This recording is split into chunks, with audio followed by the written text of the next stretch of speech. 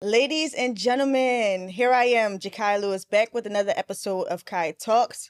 I hope y'all are feeling well today. I'm feeling blessed, extremely excited, so much so excited that I am not going to do a solo set today. I'm just going to get straight into my amazing guest, okay? Today I have a creative who is just all around amazing. Not only is he a creative, but he's the creative director of Lovello Elizabeth, the clothing brand. There's so much I want to learn about him myself. That's why this interview is going to be just amazing on that behalf. So I just want to introduce Kye Brown. Thank you so much, yo. I feel so special. You do? Like I You never should. I never had been introduced like that. So I love that. I love that for me. And this is your first time. Yes, this is my first podcast. This is like the first time I've ever like spoken on camera about what I do, what I've been through, and I felt like it was Kye and Kye, Yeah, like it has a ring to it. Kye and for Kye. sure it has a ring to it. And It's like we talk. Yeah. Kye talks. Yeah, and this is gonna be great. Amazing. I wanna start here though, right? Mm-hmm. When I look at your work, I see someone who is focused, very detailed, confident, knows exactly what he's doing and what he wants, right? And very calculated. Am I right about these things? For the most part, I feel like I don't always know what I'm doing, but I always trust my gut. So if my stomach isn't telling me that like this is right, then I'm not doing it. But yeah, I mean, like honestly, I feel like I just want my work to feel soulful. I don't want it to feel empty. Yeah. So I guess so. Yeah. I guess it's all of those things, but that's mainly my focus. It's just making sure that somebody feels something from my work. I don't want it to feel empty. I love that transparency. So let's start here then. Who is Kye Brown? I'm just a cool guy. The coolest, one of the coolest. I'm just a kid that didn't necessarily want to take the paths that are set out for me, but that's set out for kids that come from environments that I come from. So, for example, like it was like you either go to school, you either play ball of some sort, or you sold drugs. And I didn't want to do either of those things. School was obviously I guess a common path for somebody like me, but I wanted to do something else. I wanted to give kids of color a different an outlet to what they can be in the future. So I just tried to like just be a case study. Wow. Yeah. Where are you from? What city are you? So I was born in New Jersey. Okay. But I grew up in New York. But I really say that I became a man here in Philly. Yeah, so that's what I want to get to. That's what's so interesting to me because I knew you weren't from Philly. I just didn't know where you were from. But I want to know, where did the strong connection come with Philly? Because you work with a lot of people from Philly. Philly has this spirit that I can't find anywhere else. It's something about just the lands here. Honestly, everybody's really creative. Yeah. But there's no industry here, so nobody really knows what to do with it. Yes. So me kind of like from the outside looking in, I'm trying to do something with it. Yeah. Very much so. That's awesome. And I always say that too. A lot of people who are from Philadelphia, we always talk about how much there is a lot of artistic people, a lot of creatives, a lot of people who have that grit and determination, but we don't have the infrastructure in the industry. So for you to say, there are so many gems in this city, I want to go over here and work with those people. What do you think you add to the brands that you work with in this city, or that you bring out of them that you didn't see before? What do you contribute? I feel like what I'm good at is making things look good to a specific consumer. Whether it doesn't matter what the consumer is, as long as I understand that consumer. So I feel like I just help polish, or more like varnish. I feel like I'm the diamond cleaner, because I don't think I created anything. Like I don't take ownership in something that's been, that was predated before me. But I do definitely feel like, yeah, there is I've cleaned a lot of stuff up. Yeah. So I'm just like a cleaner. I'll come in and I'll see the soul or the heart of what it is, and then I just kind of like just help build around it. I don't really want to change too many things because that changes the order of things, that changes the outcome of how things happen. I just kind of like to leave things where they are and just work around that. I don't know if that really makes sense. No, it does. But what you just described is what I see. I Yeah. see the cleanliness, the cleanup, the shine that you add to a brand with just your own creative essence. Even if you don't think you're adding anything, truly believe that you are, as far as the detail and the creativity. I admire that. That's awesome. Where did you get this creative spirit? When did you realize that this is what you wanted to do as far as a career? I think it goes back really, really far. Okay. Let's go back. Okay, so I feel like I fell in love with like photos and clothes around the age of like 4 or 5. Okay. And that was when I was allowed to dress myself. And I didn't want to say I hated the stuff that my mom or my parents tried to put me in, but it was just no, like, Mom, that's not what he meant. It was very much so like, yo, I wanted to express myself, and I hated dressing like a little kid. Like I wanted to dress like the men I saw. Yeah. So it was like I would start picking out clothes that represented that. So I wouldn't wear clothes with like a fire truck on it or like a fire hydrant or dinosaurs. No, I'm like, Mom, I want Gap. I want Polo. That's right. I want the Air Maxes. And then there was this real like huge pivotal moment where I realized that, okay, like low key, my mom is setting me up for this type of career. And she didn't even realize it, I don't think. We were in Payless one time, and we were getting my uniform shoes, like Hush Puppy, some shit like that. Oh, excuse me. Something like that. Okay. I wanted these light up shoes because everybody in school had like the light up shoes, and she was like, "No, you're not about to get no light up shoes. I'm about to get you these Air Maxes because you're gonna be fresh." And I cried. I remember crying, and I didn't want to wear these Air Maxes. But then I go to school with the Air Maxes, and I'm getting props from everybody, and I'm like, oh.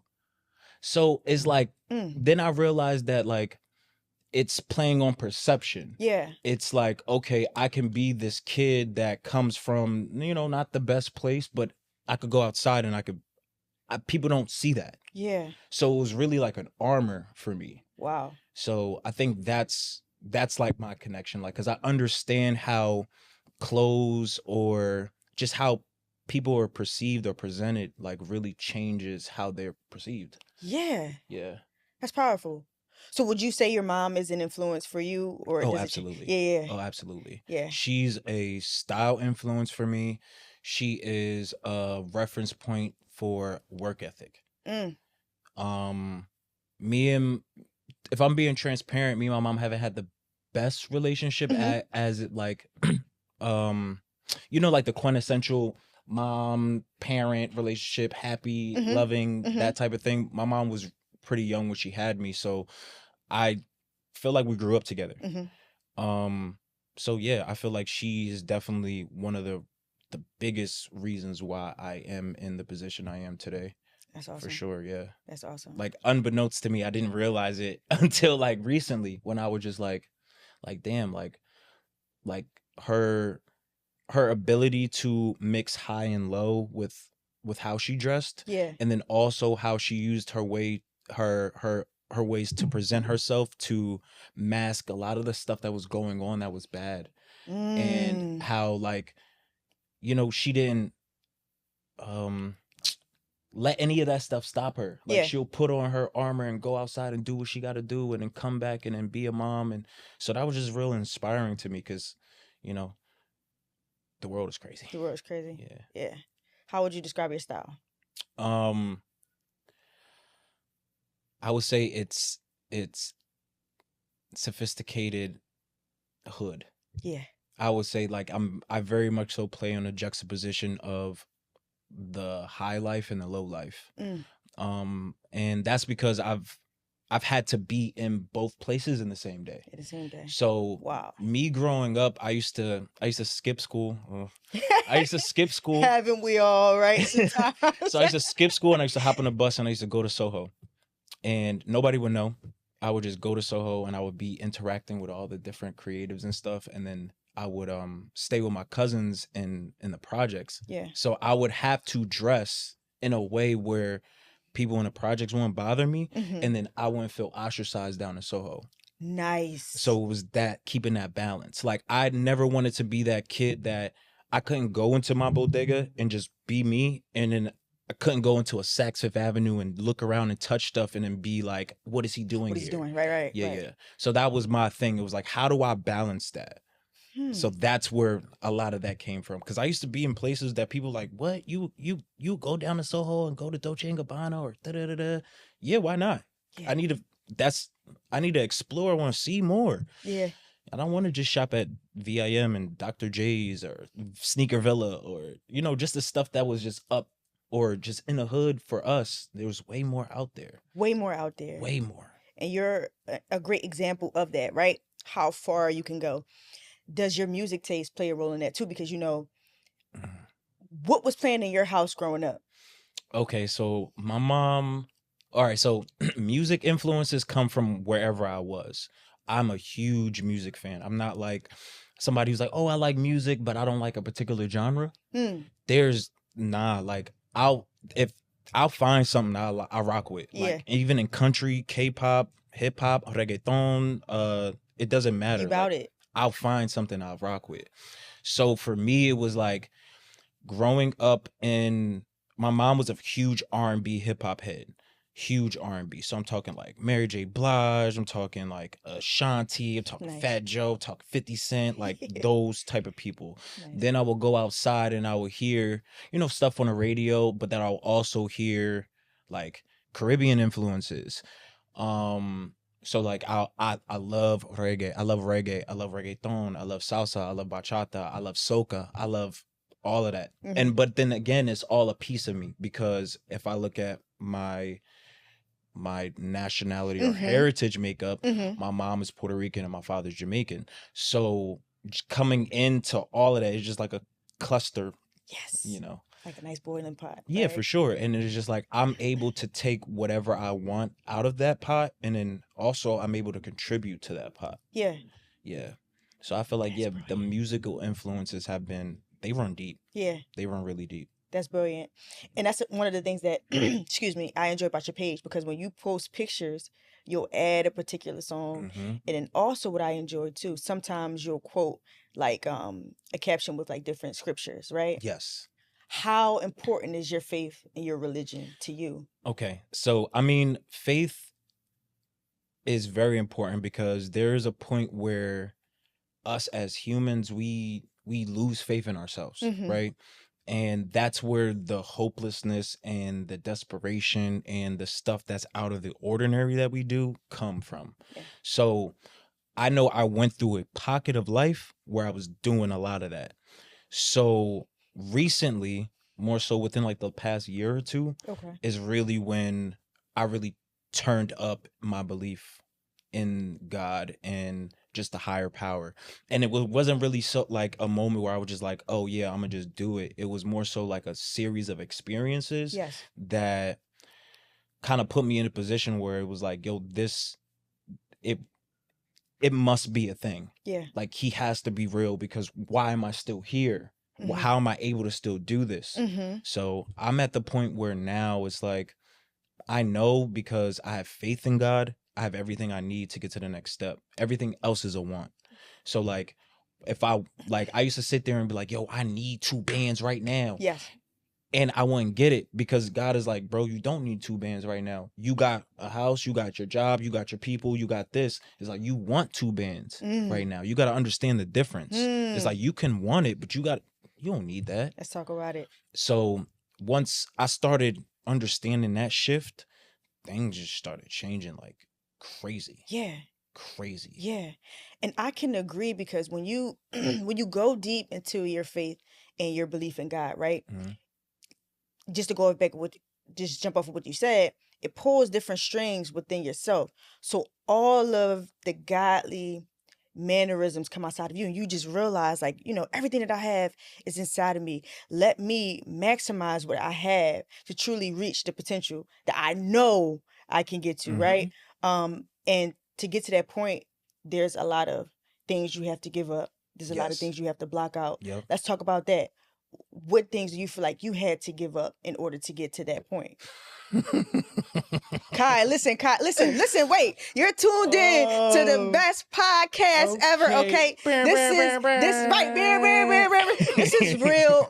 No, seriously though, this is about building community. It's about truth. It's about growth and just amazing people, right? Not to say who is not a guest on here isn't amazing, but it's about telling your story and helping other people grow. So I'm happy that we're having this conversation, guys. That was a crazy, like, I had to jump in and add that energy, but go ahead. Okay, so sacrifices. I feel like if I've really, because this is something I've been doing for a very, very long time. This isn't like me being creative director now wasn't like a linear thing. Right. It wasn't, and it's also not a thing that was self-proclaimed.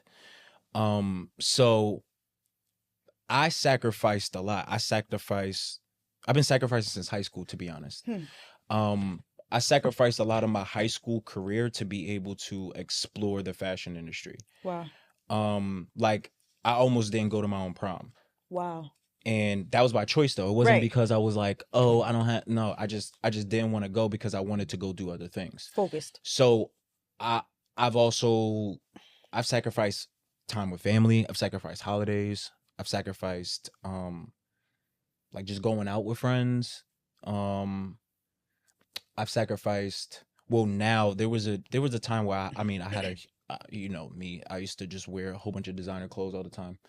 I sacrificed that. I totally stopped buying luxury. And it was like a weird thing because it was like a slowdown where I wasn't finding things that I wanted anymore.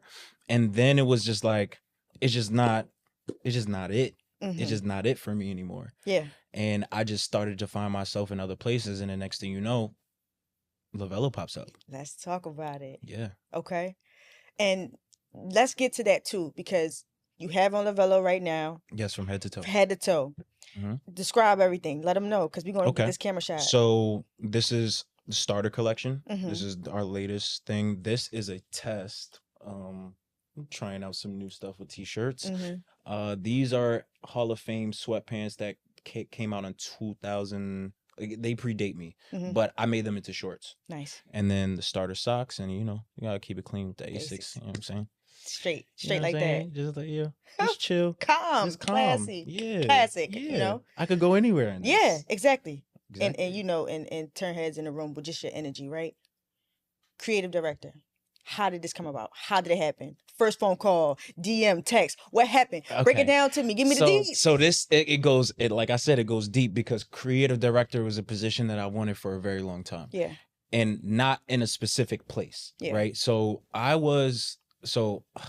have a long tenure in doing like these type of work. So I started out as a photographer.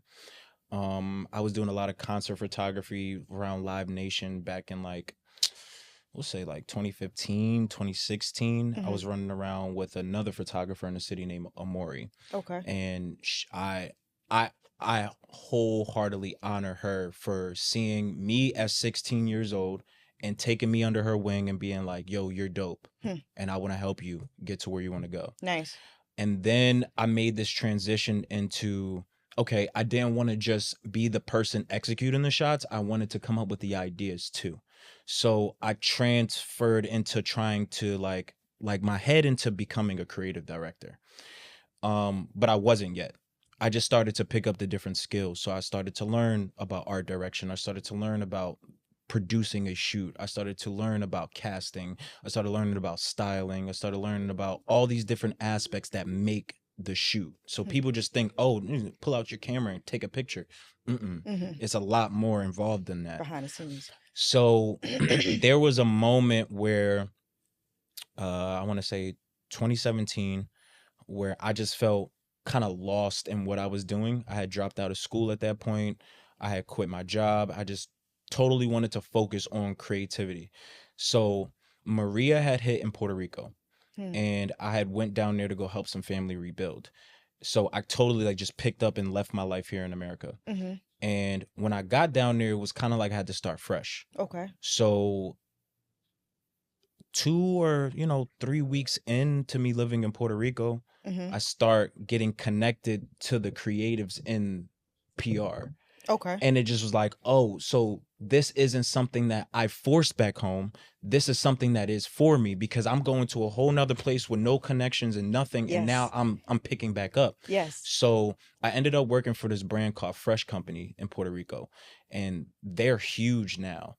Wow. And at first I was a model for them, and then they found out I was doing web design, and then they brought me in. So from there, it was like 2017. I was in Puerto Rico for about a year, and then I came home and I worked for an advertising agency as an art director. And during that tenure, I did a lot of stuff for like Joan Shep and Lapstone and Hammer, DTLR, those type of companies. And then the pandemic happened.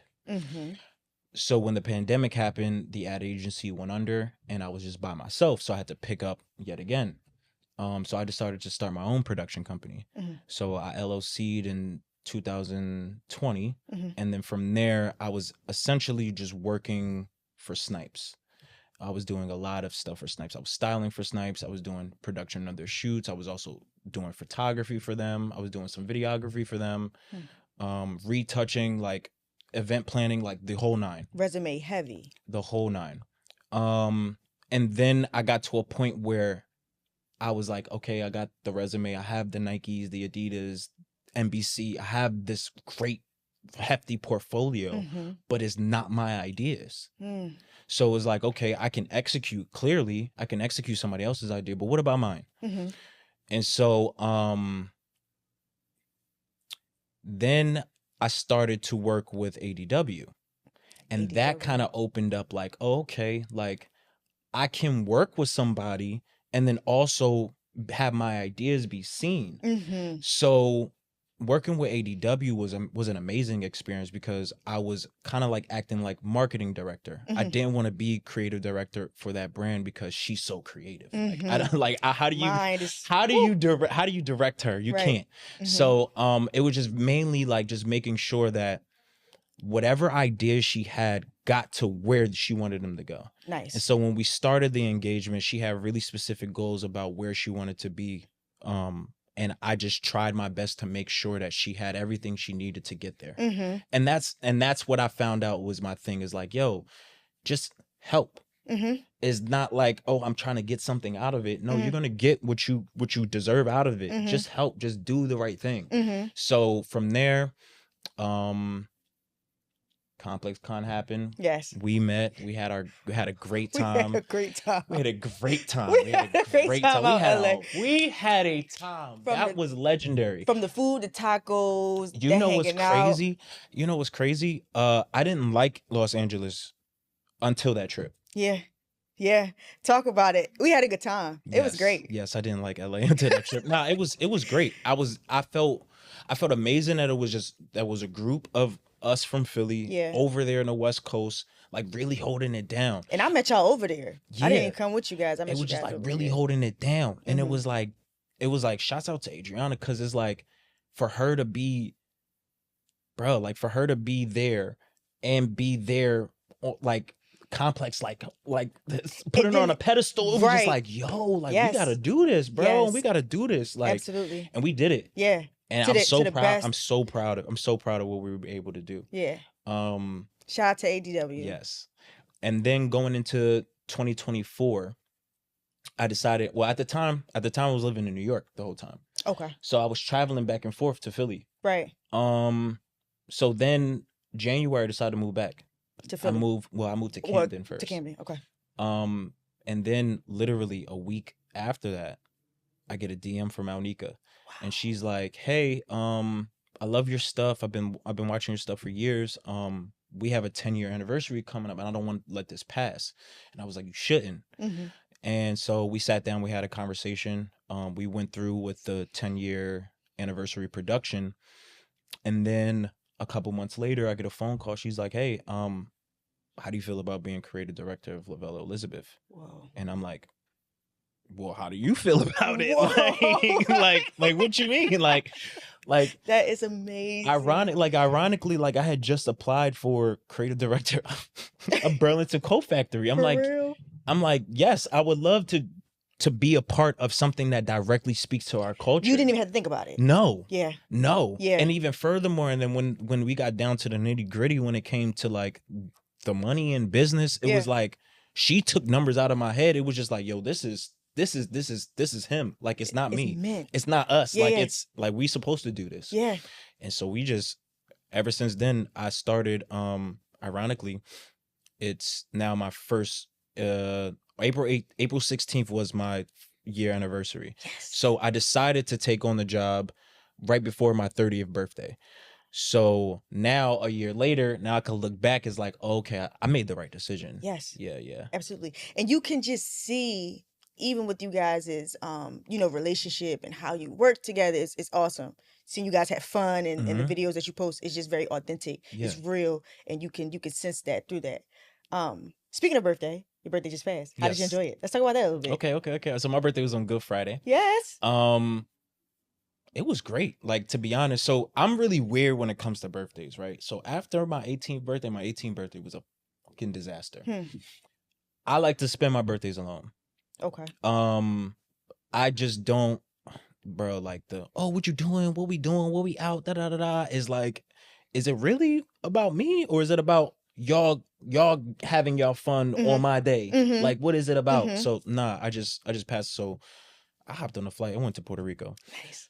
How long were you out there for? I was only supposed to be out there for a day, and I ended up when I came back yesterday. Wow. Yeah, I came back yesterday. How did you enjoy your time out there? What were you doing? So a piece of it I can't really talk about it yet. Okay. But I was just, I was beach hopping, to be honest. You know how people bar hop? I was beach hopping. So I went to like 8 beaches in one day. We're just hopping beaches. That's awesome. We're just having a ball. I was eating well. It was 420. So it was also Resurrection Sunday. So I just wanted to make sure I was like in tune. So I was like praying all day. I was just looking at different scriptures, and I was just like, feet on sand, like really not feet on land, feet on sand. You heard them. Like really one with nature. Yeah. And just the universe in general. I have like this huge spiritual connection to Puerto Rico, and I'm still trying to figure out what it is. Like, beyond, I understand that it is a part of me, but I feel like there's, I don't know, like it's an ancestral something. It's like something. I don't know what it is, but it's something that keeps calling me. Awesome. It's naturally going to come to you too. That's awesome. So with your position within Lovello, right? How has the journey been from getting the notification like, hey, I want you to come join the team, to now? Describe that a little bit. I would say that this has been the happiest I've ever been in my life, because I really truly enjoy what I do. Like, I really love what I do, just like do the good and the bad. Yeah. So this past year hasn't been the easiest though. I had to hit the ground running, essentially. So I had to I was pumping out stuff off rip and just kind of like figuring things out as I go. As far as that particular house, like, because each brand, each company they do things differently. Yes. So I have to learn the things that they do differently, so I can make sure that whatever project I just left, it doesn't look like or feel like what I just did. Because that's a whole nother thing, where it's like, oh, you work for a whole bunch of people and you giving them our sauce and da da da da. So I really make sure to separate all that. So just making sure I developed that sauce that was Lovello's sauce. It took a little minute. It did. It very much so took a little minute, but I figured it out. I wholeheartedly figured it out. Mastered it. Yeah.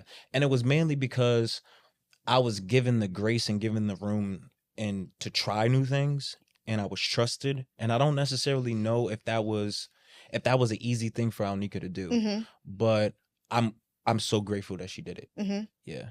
Let's touch base on that, because I don't know. I want to tread lightly and like watch my words. The amount of consistency and loyalty it comes with working for a house, because you're not just out, working with different, brands anymore. You're making something your home, right? That's made for, I believe, a specific kind of person, a person that knows that, hey, it's deeper than just like the work. This is home. This is like family now, right? Let's talk about that. And for her to even have the trust in you to say, I'm gonna allow you to, let's figure it out, but I trust you enough to do that. Let's talk about that. How did that make you feel? I mean, I've been in a lot of situations, corporate, non-corporate, where I didn't feel valued at all. Like, it was just like, give me what we asked you for, and here's a check. Goodbye. Yeah.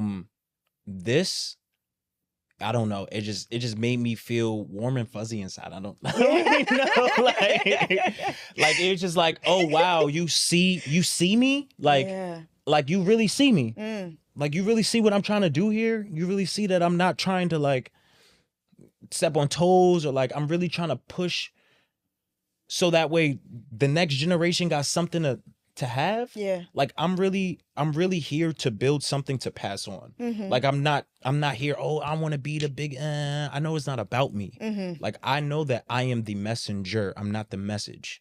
So it's like I'm a vessel. Like I'm just filtering stuff. Yeah. That's all I'm doing. Like I don't really take myself that seriously. I take my work seriously. So that's really the thing, because I'm a goofball. Like I play all day, but most people don't know that about me. Yeah. Most people think that I am like my work. Yeah. Yeah. I love that. You said you're the messenger, not the message, right? And you said you don't take yourself seriously, but you take your work seriously. I love that. To not take yourself so seriously, it helps you flourish a lot. I had to learn that too. It's like, sometimes it could stop you from a lot of things, because it's like you're in this, like you're putting yourself in this box, this bubble, right? Instead of sticking to the plot of like what we're really here for, what really needs to be done. So that is amazing in itself. Where did you get such this like wise spirit? Like you seem like you've been here for like all right, so a very long time. I do feel like I almost know I'm definitely an old spirit. I've definitely been here before. Yeah. Somewhere, somehow, I've definitely been here before. But I feel like I am the type of person who learns from other people's experiences. I'm not the type of person that, if somebody says, yo, the stove is hot, I'm like, ooh, no, it's not. I'm not that bull. I'll be like, I'll take your word for it. I just seen you burn yourself. I'll take your word for it. So I learned through other people. And I've also have had my experiences. I can't wait till like there's a point in my life where I can have like a biopic where you can really see all the stuff that I've been through. Yeah. And that kind of like shapes me. So honestly, it goes back to my faith. Like I know that Jesus Christ went through hell and back between Good Friday and Easter. I always think about that. Things ain't that bad, bro. So like, what are you complaining for? Right. Like, so I just kind of like just coast like that. That's why I don't really take quote unquote myself too seriously. There was a point where I did, where I was like, nah, I can't be around these people. I can't be in this place because I'm this, or I do this and I'm around these people and I dress like this and I look like this. I ain't finna be with them. Da da da da. I used to be like that. I'm not like that no more. I'm like, wherever I'm supposed to be, I'm supposed to be. I realized that like, oh, like people think, oh, they not on the same level as me and da da da da. If I'm in front of you, we on the same level. Yeah. That's how I think. Right. So it's like, yo, I'll talk to the CEO and the doorman the same way. I won't. I'm not going to talk to somebody better because they have quote unquote more. Yeah. Nah. Yeah. I like this topic here too, because even like, all right, if we talk numbers, right? You don't have tens of thousands of followers. No, I don't. Right. But the quality of your work and your resume and your portfolio withstands all of that. Let's talk about that. Quality over quantity. Forget that part. Focusing on the work. Let's talk about that a little bit to give advice to people, because now it's a numbers game out there. Yeah. Of like, well, how many followers you got? How many views do you get? Mm-hmm. And then it becomes about that and less about the quality of what's really happening in the work. I find that I have to be very careful with what I consume, right? So if I wasn't, I would be very much so like, yo, we need to pump things out. It would be volume. It would be more so about volume. Yeah. But I feel like, yo, it's like, yo, you getting a home cooked meal versus going to McDonald's. You know the difference. Like, one is nutritional and one isn't. Right. So it's like, that's how I feel, is quantity over quantity. So it's like, I'd rather take a little bit longer and give you something that's going to feed your soul, than rather to give you something that I pumped out in 15 seconds that you won't forget about, or just whatever. Just whatever. Yeah. And then also is like, I think about the legacy of things. I think about how people look at things when they go back. So it's like, what's up with all this? Yeah. This BS, bro. Right. No, I don't want to do that. Noise. Yeah, right? Nah. Forget the noise. And then also I have this so I've been traveling back and forth to Puerto Rico every weekend this month. Wow. So during my trips, I've been having like these like, I don't want to say it's like a quantum leap, but like the type of things I've been thinking about are like next level. So this one concept that I've been thinking about is the death of capitalism and how it's changing. So what we know capitalism to be is, like goods and services, just a mass amount of it. And so when we were growing up, we would see like, food was dumb cheap, but you could get a biggie fry, and everybody had sales, like everybody just had a whole bunch of stuff. It was about consumption of stuff. But now it's consumption of knowledge and content and things of that. So I'm like, okay, all right, we see what happened to us when we just consuming a whole bunch of stuff, right? We got obese, we got insensitive, we just buy things just because. Now we just consume things just because. So it's like, oh wait, so down the line, similar effects to the brain and how we think and how we view things is going to happen the same way that happened to our bodies. So I'm already thinking about that. Like, nah, I'm not going to contribute to that anymore. I'm going to be the opposite of it. I want to give you something that really fills your soul. Like, I got to be, I guess, the purple cow in a sense. Like, I got to create that content that makes you go, oh, I've never seen that before. Or I've never seen it done like this before. Like, this feels familiar to me, but it feels new. And that's really like kind of like my whole, like how I think about things. Wow.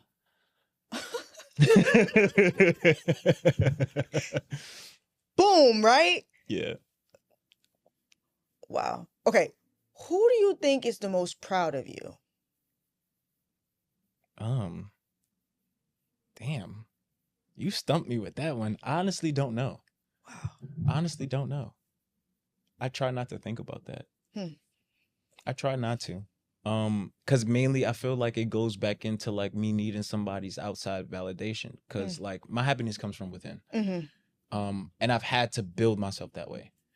So I just hope there is some kid who comes from Philly or New York or Puerto Rico and just sees me and is like, yo, I can do that too. Yeah. That's really it. But I mean, now that we say, I hope my mother's proud. Yeah. Yeah. And rest in peace to my father, but I hope he's proud too. Yeah.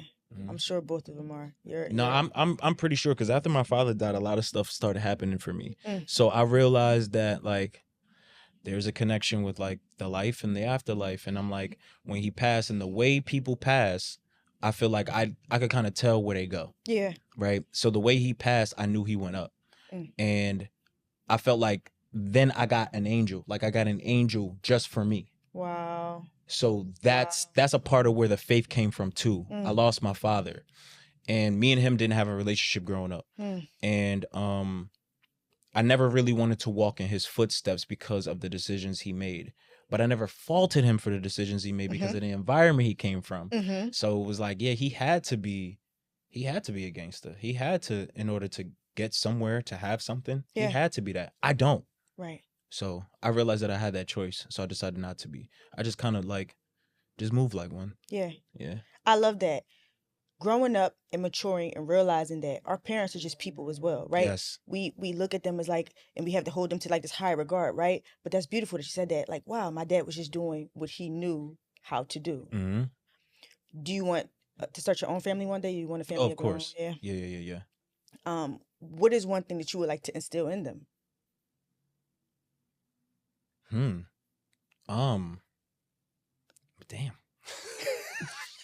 Instill in my family. Once again, you're tuning into the best, right? I think I just want to instill in them that, like, okay, that. Damn, I don't know. I want to say like cliche stuff, I guess, like to love and da da da and be happy. But like, honestly, no, I don't think I would try to instill that in them. Mm-hmm. I would definitely give them my mother's work ethic. Mm-hmm. I definitely don't want my kids. I want to set my kids up way better than I was set up, but I don't want them to take that for granted. Yeah. That's really important for me. Mm-hmm. I don't want to raise spoiled brats. Yeah. I don't. Especially because people have called me a spoiled brat, not knowing what I went through. Mm-hmm. I just do what you love. Like, not do what you feel is right. Yeah. Do what you love. Or do what you think other people. Don't do what you think other people feel is right. Do what you feel is right. Right. Mm-hmm. That's pretty much it at this point. Mm-hmm. I just kind of like I want to learn and accept my kids for who they are. I don't know. I'll be interested in meeting them. Yeah. Likewise, me too. Children are the future. And it's a lot with like raising them. Like even with just like looking at my younger cousins and stuff and just watching them, Mm-hmm. like everything matters and it takes a lot of time and effort and attention to nurturing a child. It's a beautiful thing. It's an honor. It is very beautiful. Something that we're both looking forward to. That's awesome. I am very much so looking forward to being a dad. If you had to choose an album that's a soundtrack to your life, what would it be? Soundtrack to my life? Yeah. I'll probably say Get Rich or Die Trying. Oh. Soundtrack damn, to that's my a life, good one. Get Rich or Die Trying. Soundtrack right now? Yeah. I haven't been really listening to albums as of lately. Okay. I typically do, just so I can understand what an artist is trying to bring to the table. Mm-hmm. Because I feel like, yo, if you listen to a couple singles, you don't really know the artist. Yeah. It's like, oh, I seen a couple pieces from the new Givenchy collection. You ain't see the whole collection though. See the whole collection though. Like, was it good or bad? I don't know. Right. Right. But yeah, Get Rich or Die Trying, mainly because of like, damn, that the way that album hit when it came out in 2003, 2004, it just like took over everything. And then the way 50 Cent kind of shaped my like hustle acumen was crazy, because it was like, this guy came from Southside Jamaica, Queens, and then now is inking a $200 million deal with Coca-Cola for vitamin water. I'm like, oh, I could do it too. Yeah. That's why. Yeah. Yeah. And he still holds the same energy that he came in the game with. He still got it. He still has it. Yeah. Magic. Crazy. Can't be mad at it. I can't be mad. I can't knock the hustle. I can't. So let's talk about this, what we were talking about before we started recording. Mm-hmm. Because I usually come with a song of the day. Yes. Let's talk about your song of the day. My song of the day is "Cause I'm a Thug" by Trick Daddy. Why so? What was the mood? Why did that? Cause I don't know what this world's gonna bring. But one thing I know for sure is that this the life for me. Yeah. Why, baby? Cause I'm a thug. I love that so bad. Yo, it's such a vibe though. Like, it's I don't know. I feel like, yo, everybody who come from the hood, like, got their little thug in him. And you ain't gotta be a thug that crashes out. Like, right. Like, you could just be like, it's just, I feel like thug really is, it's just like, yo, I go hard for what I love and what I'm about. Mm-hmm. Like, that's it.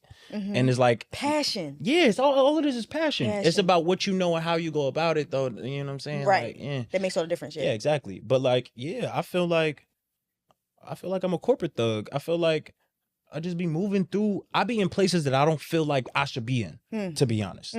And I kind of feel like that's a part of why I really wanted to work for Lovello, because the way the clothes made me feel is not really about the job. It's really about how the clothes make me feel. So if I feel that way, I can sell it. Like I can tell people about it. I can easily, bro, I've been wearing Lovello for 370 days straight. Like not another brand. No days off. No days off. Like I'm about to get rid of all my other clothes in my closet because I haven't touched it for a year. Like all the Balenciaga, all that Chrome Hearts, all that, gotta go. Yeah. The only thing I will wear that's not Lovello if we don't make it. So if we don't make shoes, okay, I'm gonna buy shoes from somewhere else. But other than that, nah, I'm not. And y'all are really like in it. Like y'all are at the store. Like let's talk about that too. Even the location of the store is amazing too. Like down there in Old City. Like talk about that a bit. I'm just honored to be here, honestly. Like, well, all like this, like the showroom, a lot of that stuff predates me. So it's like, yo, that's really all like Alnika doing. But what it means to us is like, it means that we're real. It means that we're here. Like we're not just an online digital business. We have a brick and mortar where you can go and experience our clothes and our vibe and just our soul, our spirit, and really see that this isn't just like your ordinary blank brand. Right. Like all of our pieces are cut and sewn. All of our pieces have been designed to work for a particular person. And it's like, it's deeper than just, just like, oh, smacking a logo on a hoodie that everybody else can get. No, that's not what we're doing at Lovello. We're really trying to give people that look like you and I our version of luxury in a way. Yeah. And honestly, I don't really like using the word luxury in our marketing. Why? Because of the connotation, like luxury now is associated with quality. Yeah. Right? We're just quality. Yeah. Like luxury technically means you are a French house. Like that's what luxury really means. People will just take it. No, luxury comes from being like, you have to make your clothes in France. You got to be based in France. That's what real luxury is. Like, if the people really want to go into it, you got to do the research. Yeah. That's what real luxury is. So it's like, okay, since the world thinks luxury is this one thing, it's just like, I kind of want to create something different. Like I remember like my favorite era in like life for real was like when everybody was ghetto fabulous. When I can go to the store and buy a white t-shirt for $3 and be fresh. And all I had to do was clean my Air Forces and make sure my laces was clean. Like that's what I remember. Like this whole drip culture and kids going to school with $2,000 Balenciagas is mind blowing. Yes. But then it's like, I kind of feel like it was my fault. Because I was going to school in Prada and True Religion and Gucci hats and stuff like that. But it wasn't to flex for nobody. That was just legit what I liked. Right. That was you. Yeah, that was just me. So it was like, I get why people do it now, but it's going too far. Yeah, it's different now. It's going way too far. The intention behind it is very different. It's going way too far. Yeah. It's definitely extreme, bro. Right. It's going way too far. And then now with the climate and the tariffs and with China, quote unquote, exposing all these luxury brands. I was gonna ask you about that too. To me, that's I kind of already I knew a lot of the trade secrets already. But all of what a lot of what they're peddling is not true though. So y'all need to be wary about y'all DH Gate warriors. Some of it is not true though. But it's really about them trying to tarnish how people think. Yes. And to, you know what I'm saying? It's a tactic to change people's minds. All a mind game. So for me, it's like, this is the perfect space for a brand like us to grow in brand equity, because it's like, if people are disassociating from those luxury brands, is like, how are they signaling who they are now? It's like, if you have to reevaluate who you are because these brands are now accessible, they don't mean anything, they have no value. If you as a consumer connected your perceived value to these things, well, where's your value now? Where's your value? You got to find it somewhere else. Yeah. So that's kind of where I'm at. I'm understanding that perceived value is a very, very huge thing when people buy things. And understanding like how people feel and what they can do and who they could flex to or who they could show off to when they do buy it.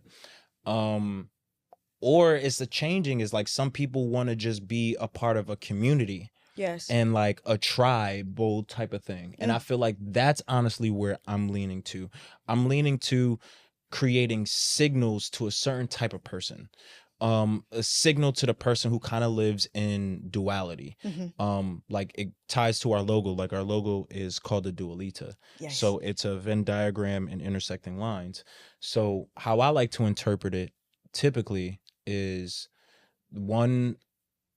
so the two circles represent two separate entities that overlap, right? So for the brand's sake, we'll say one is masculine, one is femininity, and then there's overlapping because we have a ton of unisex product offerings.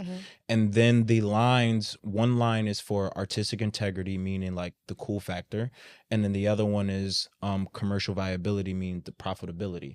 So it's like, I weigh all of those things when making every decision for the brand. Wow. So it was really about who I'm signaling. So it was like, I'm signaling those people who live in duality, who are sometimes contradictions, the people who come from places and then ended up in places that they thought they would never be.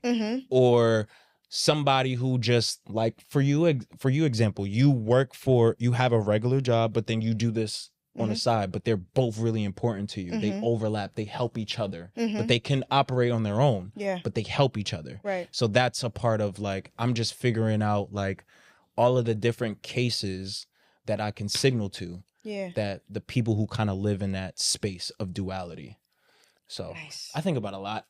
No, but you guys, but what you're doing, right, is starting at the foundation, the essence of like life. Anything where you're starting from the foundation of truth. Yeah. Okay. Truth, right? Truth is everything. When you're starting from the foundation of truth and maximizing that into whatever you do, photography, clothing, whatever, it's going to, when I feel like it's going to prevail, it's going to work, right? Yeah. Because you're starting from something that's actually real and that people can connect to, and that's the power of it. Yeah, even if people don't connect from off rip. Right. Like, it's like all that fake stuff are going to fade away. Yes. And the real's going to last. Yes. So it's like, as long as you continue, stay consistent, but that's also about being professional. Yeah. Being professional means you consistently show up at the level that people expect of you. Right. Every time. That's professionalism. Like, being authentic is something totally different. So it's like, I have to understand is that I am authentically myself, but I am a professional, and I have to show up like this every time I show up as a professional, regardless of what's going on authentically with me. Yes. So I think about that too. Yeah. Yeah. Now that we're on this, because y'all playing a long game, this is long term, forever, right? Where are y'all headed? What can you say? I very much so want to be for the people, right? Okay, so when I first started, in the beginning of my tenure, I was doing a lot of influencer celebrity outreach. Yeah. And with this new collection, I cut it. I didn't want to do any celebrity outreach. I didn't want to do any influencers. I wanted to speak to the influencer. I wanted to speak to the person who was really the influencer in the streets, who didn't necessarily have a gram, who people was walking around wanting to be. That's who I wanted to talk to. And then so through that, then it was spread. So I took this, I came up with this concept because I took this course at UPenn on contagious marketing. And it alluded marketing to like how COVID was spread. Okay. So I used that. Wow. It was just like, who do I target to make this spread like wildfire? So I just been slowly pinpointing those people in the different cells, and I've also have just been macroing in on Philadelphia. Mhm. Like I haven't been trying to go get New York and other LA or other places. The one other place I've tied in was Puerto Rico because that just kind of happened naturally. Okay. I know that we don't typically see poppies that look like me, but they are. They are ones that are dark, who are black, who got nappy hair. You know what I'm saying? So that's why when I was down in Puerto Rico 3 weeks ago, my cousin introduced me to 2 rappers. One, his name is Sweet Baby. Another one name is Jomi, and they just represented what we call in Puerto Rico negrito. Like they represented that. So I was like, okay, they look like they could have came from Philly, but they're here in this island. So really, it's the connecting that hood culture. Like we are one. Yeah. Like we're not different because they in a different place. It's a hotter climate. They speak a different language. They still deal with the same problems we still deal with here.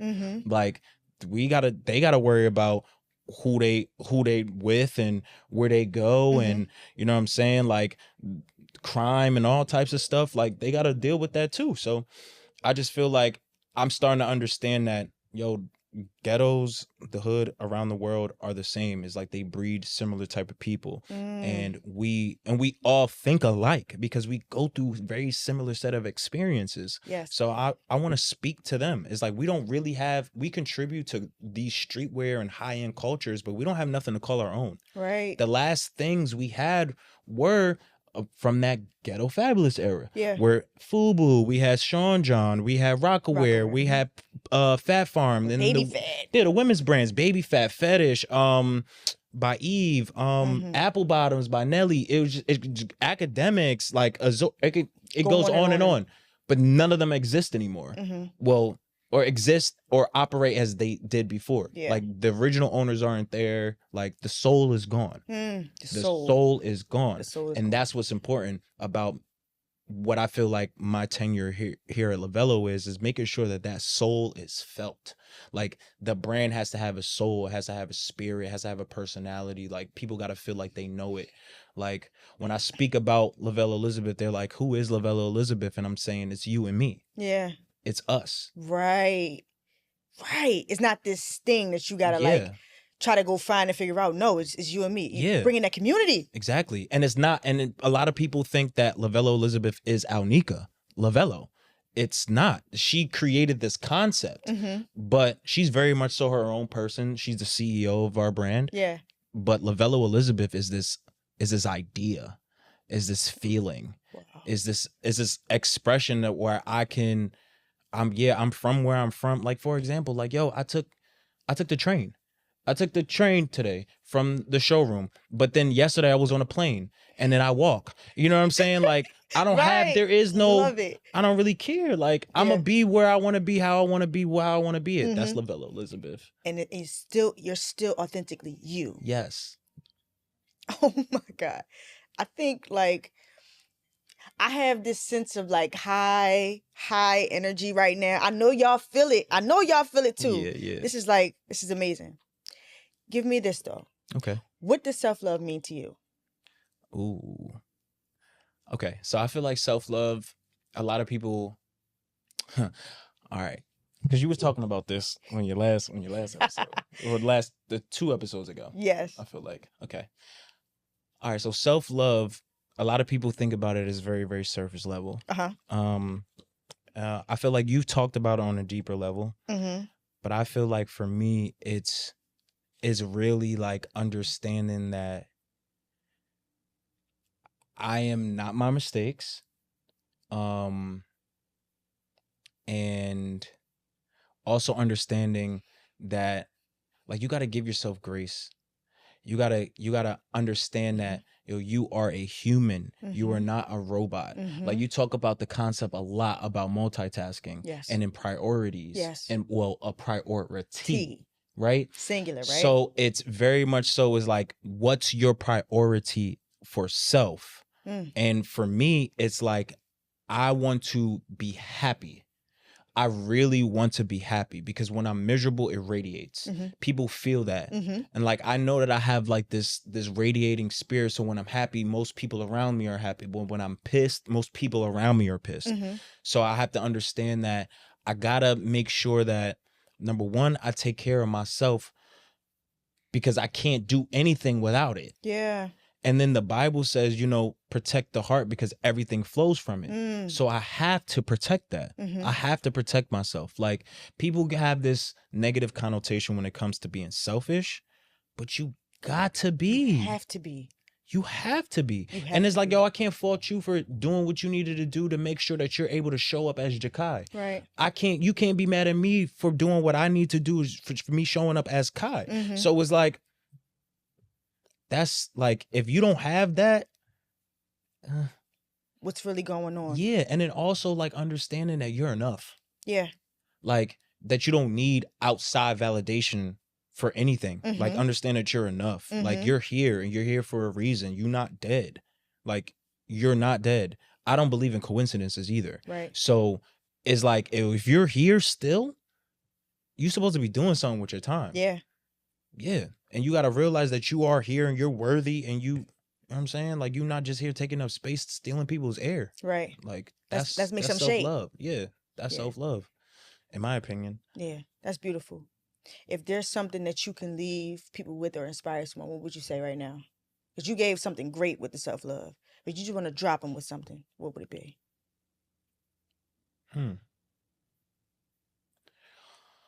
I say, put God first, man. Like, really understand that we not just here. We not just here. Right. Like, we not just here to just be on the gram, taking pics, being in the club, drinking 1942, wearing designer clothes, wearing bust-down watches. Like, what the hell? Like, that's not what we're here for. Like, those are after effects, but people like focus on that. I just say, yo, like, do the job God has called you to do, and you will have whatever you want. Yeah. That's it. Yeah. Like, it's very simple. It's like a regular job. Like, yo, you're not about to get a paycheck if you don't do your job. It's the same concept. Most things, I feel like most things in life are relative. Right. Like, so like, you can relay things very easily. Like, yo, if you think about it like this, it should be able to work like that. But ultimately it's like, yo, when you like, and then also motivation runs out. It's about discipline. It's really about discipline. Like, whether that's you making sure you get up at a certain time every day, or just showing up every day. Right. That's really the no important matter what. thing. No matter what. That's a part of being a professional. But when you want to go back to the self, like, yo, show up for yourself every day. Because nobody else is going to show up for you. Yeah. It's like, we're adults. Yeah. Who's going to pay that bill? Right. We got to make it happen. Yeah. I think that's what I would leave people with. Like, yeah, motivation runs out. Just discipline yourself. Have faith in God. And do the job that he has for you. Also understand that we are all vessels. Like, we all have something to contribute, right? Yes, we all do. We all do. And a lot of us think that we are the message. Like, oh, I'm the thing that's heaven sent. No, you're just the carrier of what is heaven sent. So it's like, don't get that twisted. Like, understand what your real purpose is. Yeah. Yeah, that's why I don't take myself too seriously, because I understand that. Right. Yeah. Right. It's something bigger than us. Way bigger. Way bigger. And I want to ask this question too. What do you want to be remembered for? I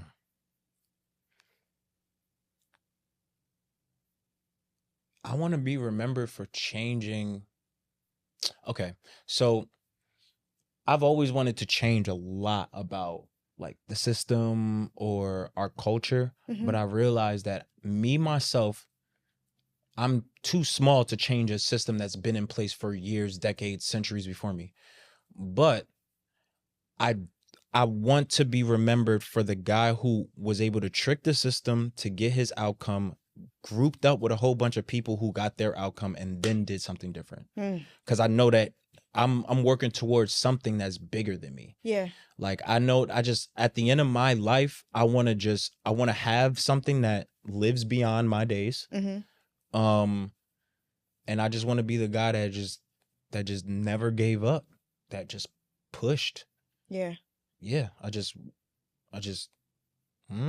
don't know what I want to be remembered. That's a no, but that you was stumped me with that. Kye. You stumped me with that, bro. Listen, you're a blessing. Thank you. And this was truly, truly an honor. I don't even know what else to say. Like it's one of those things where you're having a conversation and you're learning as you, because this is an interview of you, of course, right? Yeah. But you're teaching me so much. You're reminding me of so much, and it's just truly a pleasure. And I want to thank you for your time and for coming out. I'm honored. I'm so happy to be here. Thank you so much for giving me the platform and an opportunity to speak. Mm-hmm. Because most people don't know. I want to say the majority of my quote unquote followers are people who know my work, have never heard me talk. Mm-hmm. Never. Mm-hmm. Like never. It's just like, oh, we don't think you're approachable and da da da da da. Like, why? Because of how I dress? That's dumb. This is going to change that whole. Oh yeah, this is going to change the whole perspective. The whole perspective. But I also appreciate this because it kind of like it helps people understand why people rock with me. Yeah. Like I understand because of how he thinks. He is an expert in his field. Absolutely. Yeah, I've been doing this since I was 16. Yeah. It wasn't like a linear thing. Like I grinded through corporate, non-corporate, freelance, not freelance. Shit, well, I was on unemployment at a point, a whole bunch of stuff. I've been broke. I've been through all of it. I still ain't quit. Yeah. And that's the thing. Mm-hmm. Just not giving up. Yeah. Whew. Like imagine me being homeless. Like imagine that. Imagine that. Yeah, you could, like, because I've been there. Yeah. I've been there. Mm-hmm. I'm still happy. And that's the thing, because we go through so many different phases. Like, it's not always happy. Even the idea of positive energy, right? Yeah. Keep that positive, keep the positive energy. And it's not just being happy all the time. It's just being grateful. Like, even in the moments where you don't want to continue, you don't want to wake up, you don't want to go do what you have to do, it's just doing it. Like you said, that discipline. Yeah, it's that joy. Finding that silver lining and stuff too, yes. right? So it's like, there's some moments where I don't feel like doing anything. But then I think about like, okay, if I don't do it, but what if this happens? All right, let me just get up. Let me just take that first step. Yes. All right, now I'm in the motion. Now I'm starting to move. You know what I'm saying? Yeah, I definitely understand that. Yeah. This is awesome. I can't wait to like see everything. This is great. This was amazing. I'm so glad I was able to have this conversation with you. Likewise. Yeah. Likewise. Because I ain't feel like I had to like filter anything, except maybe some swear words. Yeah. You did an amazing job. And yeah, because I thought I was gonna be dropping F-bombs and all that stuff. But no, he got it through with class and elegance, and it was completely himself. So yes. I appreciate you and thank you. Thank you so much. Listen, guys, ladies and gentlemen, okay? Because that's how we approaching things. We're ladies and gentlemen. No more hey guys, no more what's up, y'all. It's ladies and gentlemen. That's how we're going to introduce ourselves. That's how we're going to look at ourselves. I appreciate y'all tuning in and for the loyalty y'all have for Kye Talks. Until next time, much love, blessings, and peace to y'all. And always remember, self-love is the best love. Until next time.